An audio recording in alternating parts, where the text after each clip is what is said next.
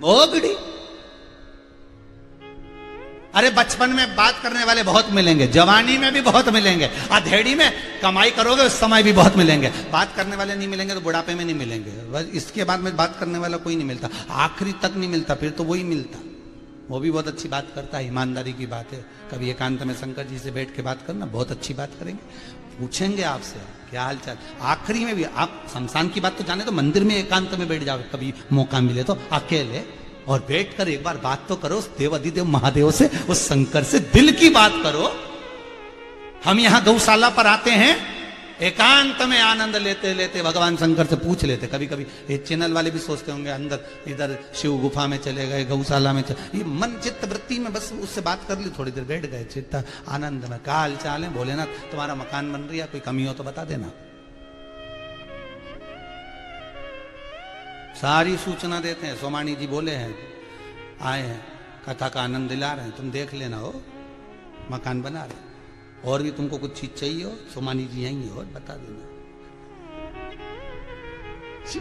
शंकर ओ घड़ी एक एक उससे कुछ मत छुपा, दिल की सब कह दो। अरे और धर्म में तो रविवार के दिन जाके कहते हैं, और धर्म में तो रविवार को जाते हैं अपने दिल की बात कहने लेके कि इनके सामने सब कह दो। और हमारे धर्म में तो हम रोज ही कह दो शिव जी से, वो एक दिन के लिए नहीं, माता पिता तो रोज के लिए होते, दिल से कह। और भगवान ने तारकाक्ष, विदुम्माली और कमलाक्ष की तीनों के प्राणों को हर लिया। शिव जी बड़े नंदी का रूप रखकर आए थे, उनका शीश कमलाक्षकी ने काटा, नेपाल में जाकर गिरा, पशुपति नाथ बन गए भगवान। भगवान शिव पशुपति नाथ, पशुपति नाथ शंकर बनकर विराजित हो गए। आनंद हो गया, केदारेश्वर के रूप में शिव का आदर धड़ हो गया। तीनों राक्षसों का संहार कर दिया मेरे देवाधिदेव महादेव ने। आनंद में अलमस्त होकर शिव बैठे, शंकर बैठे। फिर निवेदन, शिव जहां एकांत में हो, शंकर जहां अकेला हो, वहां थोड़ी देर बैठना। अभी तो ये कुबेरेश्वर धाम में किसी को आने की अनुमति नहीं, कोरोना महामारी के कारण, लॉकडाउन के कारण। जब बाबा कृपा कर दे, ये कोरोना महामारी समाप्त हो जाए, लॉकडाउन हट जाए, उसके बाद, और अभी तो बाबा बैठे ही नहीं है, जब बैठे एकांत में तब आपको मौका मिले, और अंदर जाकर जब बाबा के मंदिर में आप एकांत में तो कुछ क्षण बैठो, कुछ क्षण जब बैठोगे तो आपके दिल की बात आप बाबा से कह सकोगे। बाहरी की कोई चीज आपको दिखेगी नहीं। मां ये कुबेरेश्वर जो मंदिर बन रहा है, इसमें बाहर का कुछ नहीं दिखेगा। आप अंदर एक बार चले गए ना, तो उसमें ना तो खिड़की है ना झरोका है। बस एक बार अंदर जाके बैठ गए तो बस भोलेनाथ है, तुम हो, पार्वती जी है, गणेश जी है, कार्तिक है, नंदीश्वर है, तुम हो। और अपने दिल की बात सब कह दो, बाबा से सब निवेदन करो, कोई उस बीच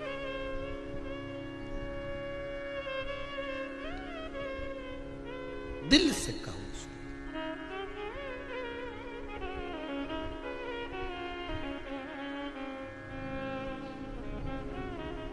लगन तुमसे लगा बैठे जो होगा देखा जाएगा, तुम्हें अपना बना बैठे जो होगा देखा जाएगा। शिव ओघड़ी, दानी, दातार, शंभो, त्रिलोकी का नाथ विराजमान। समय आया, तारकाक्ष, विदुम्माली, कमलाक्ष की सब समाप्त हो गए। शिव भगवान भोलेनाथ आनंद में विराजमान थे। समय आता है आगे, देवता और राक्षसों ने मिलकर मंथन किया, और उस मंथन में अमृत जो निकला, उस अमृत को देवता सब बांट रहे हैं। भगवान मोहिनी स्वरूप धारण कर आए, इसीलिए आज की एकादशी है मोहिनी एकादशी। भगवान मोहिनी स्वरूप धारण कर कर जैसे अमृत को कलश को लेकर आए थे और देवताओं को बांटा गया था, उसी में जाकर राहु बैठ गया था। अमृत तो चले गया था, ऐसा नहीं कि अमृत नहीं गया, गया। देखो राक्षस है राहु, पर अमृत गया उसके अंदर, उसके कंठ में, तो उसका एक पुण्य सामने आ गया। जब यह शिव पुराण रूपी अमृत किसी के अंदर जाता है तो उसके पुण्य प्रबल होते हैं। चंद्र दौड़ कर गया था शंकर भगवान के पास में कि राहु मुझे बर्बाद कर देगा, नष्ट कर देगा। शिव जी ने चंद्र को अपने मस्तक पर बिठा लिया, इतने में राहु आ गया। राहु और कहीं नहीं जा सकता था, पर चंद्रदेव के पास राहु दौड़ कर आया। चंद्र को देखकर शिव जी के, शंकर जी ने पूछा क्या हुआ, हुआ क्या, क्यों आया है, क्या कारण है तेरा आने का।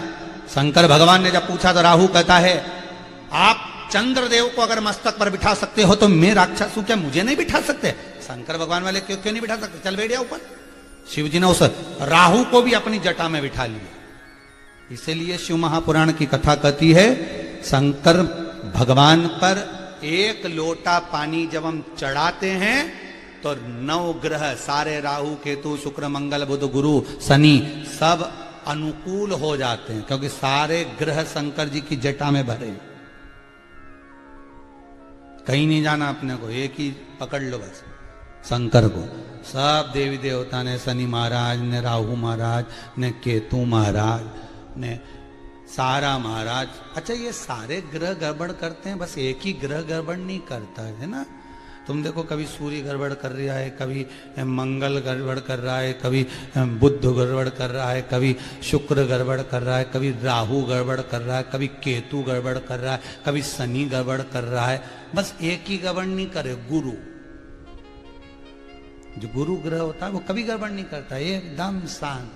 तो किसी ने पूछा गुरु महाराज से कि तुम्हारा ग्रह गड़बड़ नहीं करता कभी, तो गुरु महाराज बोले करने से फायदा भी क्या है, थोड़ी देर बाद गड़बड़ करेंगे फिर सीधे होना पड़ेगा। शनि की ढैया 7:30 की गई तो बाद में वापस सीधा हो गया। राहु की वक्रिता हटी, वापस सीधा हो गया।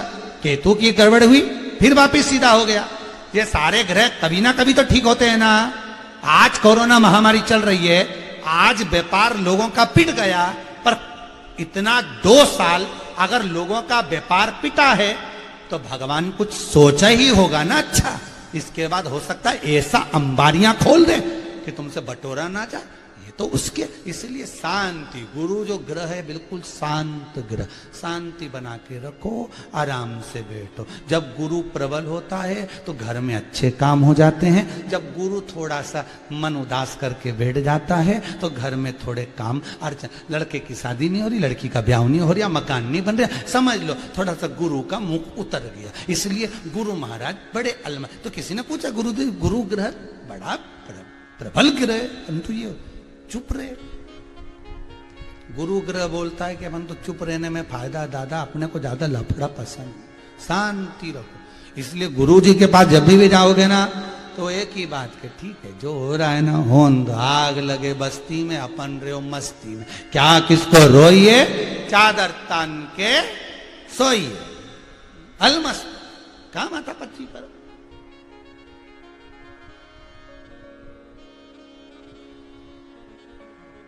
क्या मतलब उससे,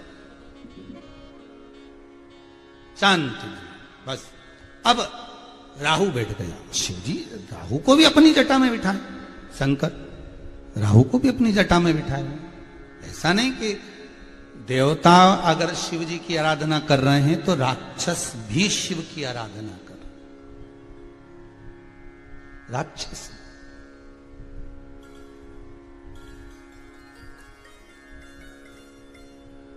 उत्तराखंड से कोई भाई कहाँ मिलने आया था, ध्यान नहीं, शायद दुर्गापुर या कहीं कथा में मिलने आया था। वो बोल रहे थे कि आपने बोला है कि एकांत में जो शिवलिंग है उसका पूजन करो। हम एक जंगल में जाकर एक शिवलिंग था, उस पर कोई पानी नहीं चढ़ाता था, वहां कोई जाता नहीं था, बहुत गंदगी थी। हम वहां जाकर सफाई कर कर पूजन करने लगे। तो उस व्यक्ति ने शायद, अगर वो कथा सुन रहा होगा तो उससे कहेंगे कि कल अपना फोटो और जो लीला वहां पर दर्शन करी है उसका फोटो दे। तो उसने बताया कि जब से शंकर पर हमने जल चढ़ाया, वहां सफाई कर दी, तब से वहां पर एक हाथी आता है और वहां बैठकर शंकर का अनुमोदन कर कर चला जाता है। पर वो दिखता नहीं है, परंतु वो जो उसके चरण के चिन्ह और वो जो गंदगी कर कर जाता है, वो सब चीजें अर्थात उसकी नजर आती। तो मैं कहूंगा, अगर वो कथा, दुर्गापुर आए थे वो कथा में, तो अगर वो कभी अपना फोटो जरूर, अपन कहते हैं कि मनुष्य भगवान का भजन कर रहा है, पर शिव महापुराण की कथा कहती है शंकर का अनुमोदन केवल देवता नहीं, शंकर का अनुमोदन केवल मानव नहीं, शंकर का अनुमोदन तो पशु और पक्षी भी करते हैं, पशु और पक्षी भी करते हैं।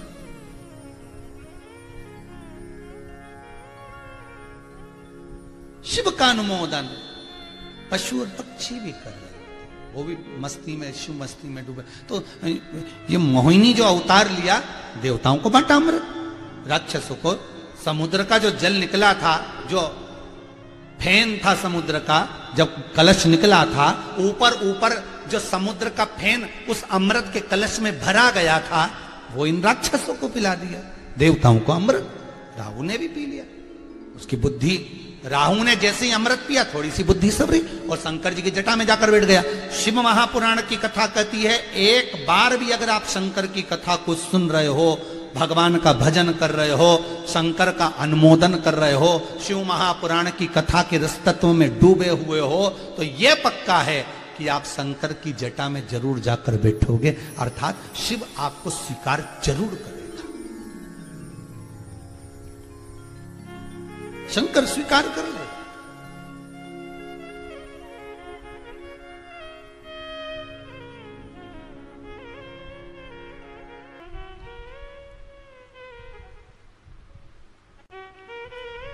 कंठ में विष है। शिव महापुराण की कथा कहती है, बाबा की अगर भस्म मिले, या आप कभी शंकर जी पे भस्म चढ़ा रहे हो किसी मंदिर में, शिव जी का अभिषेक के बाद भस्म स्नान अगर आदि करा रहे हैं, वो भस्म अगर मिल जाए तो वो कंठ पर लगे। क्यों? उसका कारण है, कहते हैं मान लो कोई चीज हमने भोजन में ग्रहण करी, कोई चीज हमने पाई और वो शरीर में जाकर विष बना रही है, या उससे कोई बड़ा रोग उत्पन्न हो रहा है, कैंसर जैसी बीमारी भी अगर उत्पन्न हो रही है, या ट्यूमर या कोई अन्य किडनी विडनी कुछ गड़बड़ हो रही है, तो कहते हैं शंकर की भस्म कंठ पर लगा ली जाती है। जो मुख में राल बनती है, शंकर की भस्म लगा हुआ कंठ जब राल बनाता है मुख के अंदर, जो थूक बनता है राल बनती है, जो जल बनता है इन जिह्वा के द्वारा, वो जल दिन रात जब हृदय के अंदर, शरीर के अंदर जाता है, तो वो औषधि बना देता है, जिससे कोई बड़ी बीमारी नहीं होती, बीमारी कट जाती है, बीमारी समाप्त हो जाती है। हो गई बड़ी बीमारी तो आप भस्म लगाओ, कंठ पर भस्म लगाना चालू करो और फिर जांच कराओ, फिर चेकअप करवाओ, फिर भले आपकी रिपोर्ट कहीं पर भी जाए, पर कंठ पर भस्म लगाओ, कंठ पर भस्म। एक बेटी ने प्रश्न करा है कहीं मंडी दीपादिक से, तो उसने कहा है गुरुजी गले में कुछ प्रॉब्लम हो रही है, कहीं कुछ गांठ हो रही है कहीं, तो मेरा निवेदन रहेगा कुछ दिन बाबा की भस्म बुलवा ले, महाकाल राजा की, काशी विश्वनाथ की भस्म बुलवा, और उस भस्म को आप जल में चाहो तो गीला कर लो, चाहो तो गंगा जल अगर हो तुम्हारे घर में तो उसमें गीला कर कर बाबा की भस्म को हथेली पर लेकर उसको कंठ पर जहां प्रॉब्लम जहां, तो वहां त्रिपुंड बना ले कि मेरा शंकर मेरे कंठ पर बैठा है, अब औषधि वो देगा। अब औषधि वो देगा।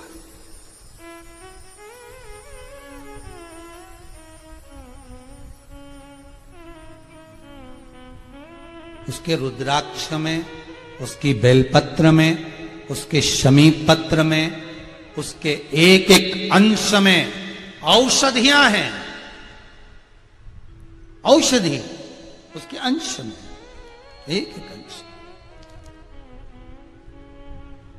भस्म लगा और शंकर नीलकंठधारी बन गए। नीलकंठधारी बने, विष पी लिया तो शिवजी के पास में विष आया, देवताओं के पास अमृत आया।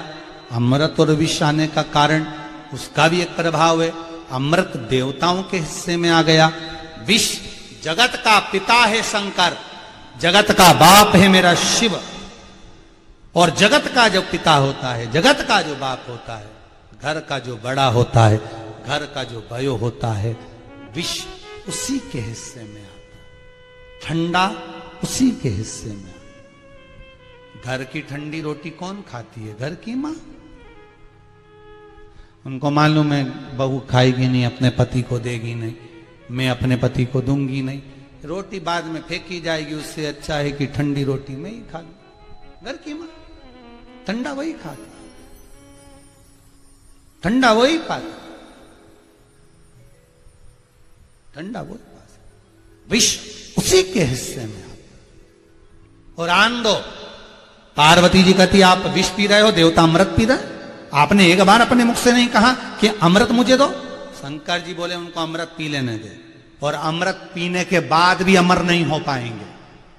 शंकर कहते हैं कभी कभी अमृत भी काम नहीं करता। शंकर जी कहते कभी कभी विष भी काम कर जाता है। विष भी, शिव कथा कहती है गुरु के हाथ की पड़ी हुई छड़ी, डंडा, थप्पड़ और वाणी विष जैसी होती है पर अमृत जैसा काम कर जाती है। छड़ी पड़े छमछम और विद्या आए तो ये अमृत का काम कर जाती है, ये अमृत तुल्य हो जाती है, ये अमृत के भाव को प्रकट कर देती है। तो फिर क्यों ना शिव कह रहे हैं मेरे कंठ में जो विष भरा है ये अमृत तत्व है, ये कोई साधारण नहीं। ये देवता अमृत पिए तो हमारे भाग्य में जो मिला होगा हम वो पिएंगे, और पिएंगे तो उसका सुख ही दूसरा होगा, उसका सुख दूसरा होगा।